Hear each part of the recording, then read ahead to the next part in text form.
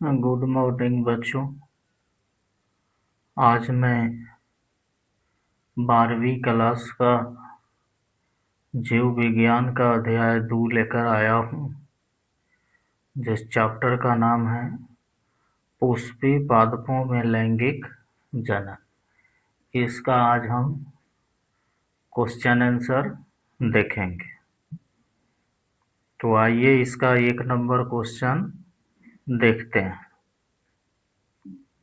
Question number 1 है, एक आवृतजीवी पुष्प के उन अंगों के नाम बताइए जहाँ पर नर एवं मादा युग्मक नदभेद का विकास होता है। उत्तर हो जाएगा, नए नर युग्मनद्भेद अर्थात परागकण का विकास पुंकेसर के परागकोश में तथा मादा युग्मनद्भेद अर्थात भ्रूण कोश में को विकास बीजांड गुरु बीजाणुधानी जो कि अंडाशय में स्थित होता है में होता है। क्वेश्चन नंबर 2, लघु बीजाणुधानी तथा गुरु बीजाणुधानी के बीच अंतर स्पष्ट करें। इन घटनाओं के दौरान किस प्रकार का कोशिका विभाजन संपन्न होता है? इन दोनों घटनाओं के अंत में बनने वाली संरचनाओं के नाम बताइए। उत्तर हो जाएगा, लघु बीजाणुधानी तथा गुरु बीजाणुधानी में अंतर इस प्रकार है। तो एक तरफ हम लिखेंगे लघु बीजाणुधानी, एक तरफ लिखेंगे गुरु बीजाणुधानी। तो इसमें हम क्या करेंगे कि पहले लघु बीजाणुधानी के बारे में पढ़ लेंगे, उसके बाद गुरु बीजाणुधानी के पढ़ेंगे, जिससे हमको स्पष्ट हो जाएगा। तो 1 नंबर हम देखते हैं, लघु बीजाणुधानी। लघु बीजाणुधानी पुंकेसर के परागकोश में विकसित होता है। इनका विकास परागकोश के चारों कोनों पर होता है। 2 नंबर देखेंगे, लघु बीजाणुधानी चारों ओर से बाह्य त्वचा, अंतःस्तर, मध्य स्तर तथा टेपिटम से घिरी होती है। 3 नंबर देखेंगे, अनेक लघु बीजाणु मातृ कोशिकाओं से अर्धसूत्री विभाजन द्वारा असंख्य लघु बीजाणु परागन बनते हैं। 4 नंबर देखेंगे, लघु बीजाणु परागकण रेखीय चतुष्क टी आकार में अर्थात क्रॉसित चतुष्क के रूप में व्यवस्थित होता है। 5 नंबर देखेंगे, लघु बीजाणु परागकण परागकोश के स्फुटन से मुक्त हो जाते हैं। ये पौधों के नर युग्मकोभिद होते हैं। इनमें नर युग्मक बनते हैं।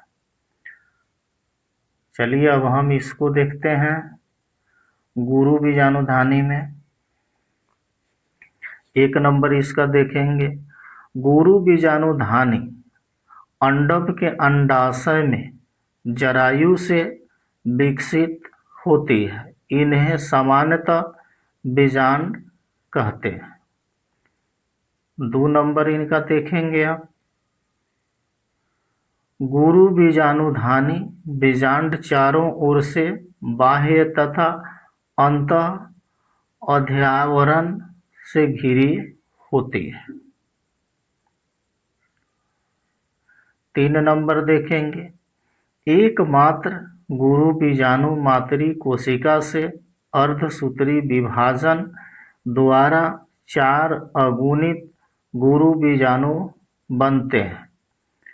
इनमें से 3 नष्ट हो जाते हैं, एक गुरु बीजाणु क्रियाशील रहता है। 4 नंबर देखते हैं, गुरु बीजाणु रेखीय क्रम में व्यवस्थित होते हैं। 5 नंबर देखते हैं, गुरु बीजाणु वृद्धि करके भ्रूण कोश बनाते हैं। यह मादा युग्मोद्भिद कहलाता है। इसमें मादा युग्मक अंड कोशिका बनाता है। अब इसके बाद हम इसका कंक्लूजन देख लेते हैं। लघु तथा गुरु बीजाणु जनन के समय अर्धसूत्री विभाजन होता है। लघु तथा गुरु बीजाणु जनन के फलस्वरूप अंत में नर तथा भ्रूण कोश या मादा युग्मोद्भिद विकसित होते हैं। 3 नंबर क्वेश्चन देखेंगे, निम्नलिखित शब्दावलियों को सही विकासीय क्रम में व्यवस्थित करें। परागकण, बीजाणुजन, ऊतक, लघु बीजाणु, चतुष्क, पराग, मातृकोशिका या लघु बीजाणु, मातृकोशिका, नर युग्मक, उत्तर। सही विकासीय क्रम निम्नवत होंगे। 1 में बीजाणुजन ऊतक, 2 में पराग या लघु बीजाणु मातृकोशिका, 3 में लघु बीजाणु चतुष्क, 4 में परागकण, 5 में नर युग्मक।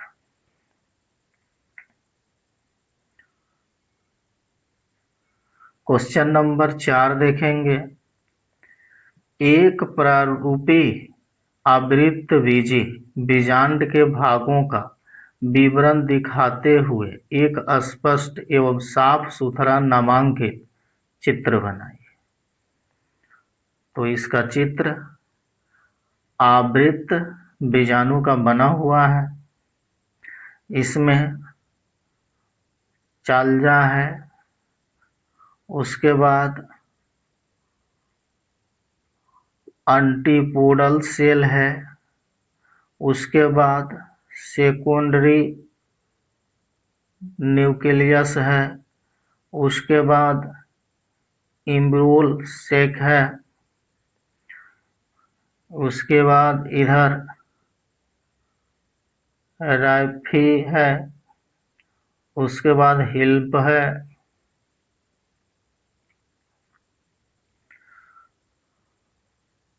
उसके बाद साइनेग्रेट्स है, नूसुल्स है, ईग सेल है, आउटर है, इंटर है, यानी इंटरगोमेंट हो गया, माइक्रोपाइल हो गया, पुनाइल्स हो गया। यह चित्र हो गया।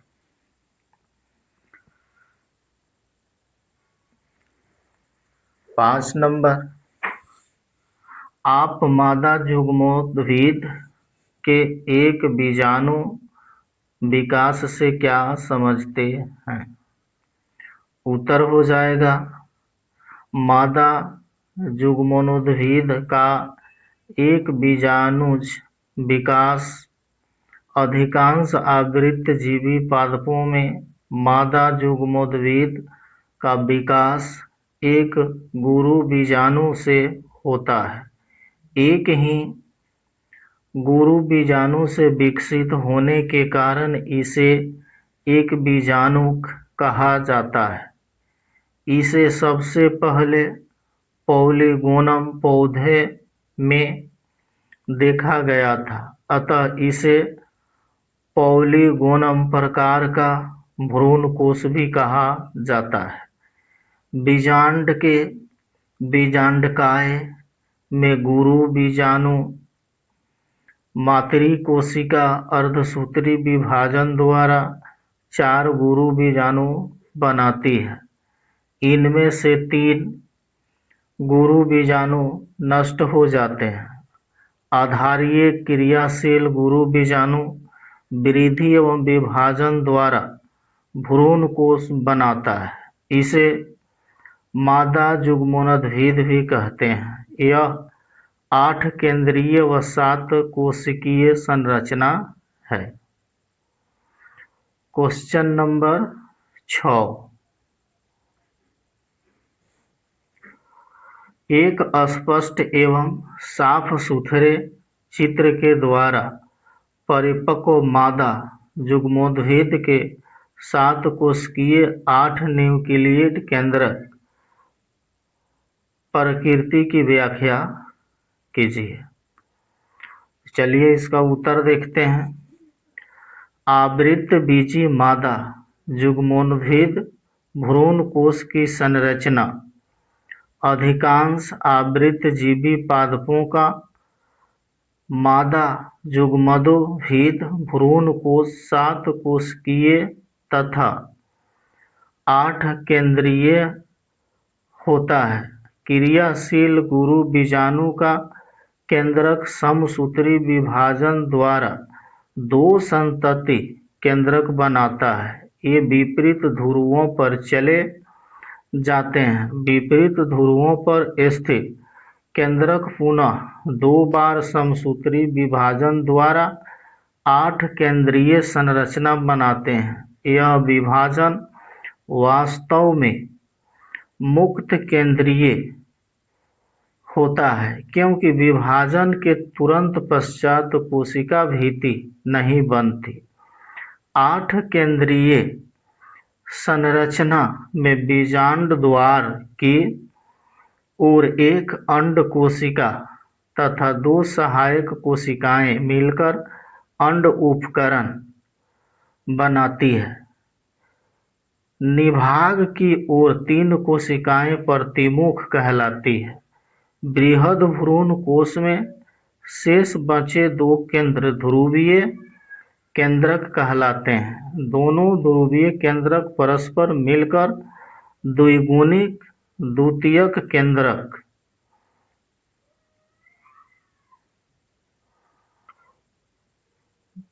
बनाते हैं। इस प्रकार परिपक्व भ्रूणकोश या मादा युग्मोद्भिद 8 केंद्रीय तथा 7 कोशिकीय संरचना होती है। चलिए इसका हम फिगर देख लेते हैं। तो यही फिगर है, आप लोग इसको ध्यानपूर्वक देख लीजिए भ्रूण कोश का। अब हम क्वेश्चन नंबर 7 देखते हैं। उन्मील परागनी पुष्पों से क्या तात्पर्य है? क्या अनुन्मील पुष्पों में परंपरागत संपन्न होता है? उन्हें उत्तर की सतर्क व्याख्या करें। उत्तर हो जाएगा, कुछ पादपों में 2 प्रकार के पुष्प पाए जाते हैं। एक में उन्मील परागनी पुष्प, ये समान पुष्पों के समान होते हैं। इनके परागकोश एवं वर्तिकाग्र अनावृत होते हैं। इनमें समान पुरुषों की तरह परागन होता है। इसका चित्र यहाँ दिया हुआ है। 2 नंबर अनुन्मील परागनी पुष्प, ये पुष्प सदैव बंद रहते हैं। इन पुष्पों में परागकोश एवं वर्तिकाग्र एक दूसरे के संपर्क में रहते हैं। इनमें सदैव स्वपरागणन होता है, क्योंकि वर्तिकाग्र को अन्य पुष्पों से परागकण ग्रहण करने का अवसर प्राप्त नहीं होता। अनुन्मील पुष्पों में बीज निर्माण प्रक्रिया सुनिश्चित होती है। उदाहरण बायोला, ऑक्सैलिस, कनकौआ, कोमेनेलिना इसका भी दूसरा नाम है। क्वेश्चन नंबर 8 देखेंगे। पुष्पों द्वारा स्वपरागन रोकने के लिए विकसित की गई 2 कार्य नीति का विवरण दें। उत्तर: पुष्पीय पादपों में अनेक ऐसी युक्तियां पाई जाती हैं जो स्वपरागन को रोकने में सहायक होती हैं और परपरागन को प्रेरित करती है। स्वपरागन को रोकने के लिए पुष्पीय पादपों में निम्नलिखित युक्तियां पाई जाती है। 1 नंबर, एकलिंगता। एकलिंगी पुष्पों में नर तथा मादा जननांग अलग अलग पुष्पों में पाए जाते हैं। जब नर तथा मादा पुष्प पृथक पृथक पौधों पर लगते हैं तो पौधे एकलिंगाश्रयी कहलाते हैं, जैसे पपीता, भांग आदि। इनमें स्वपरागन नहीं है। 2 नंबर,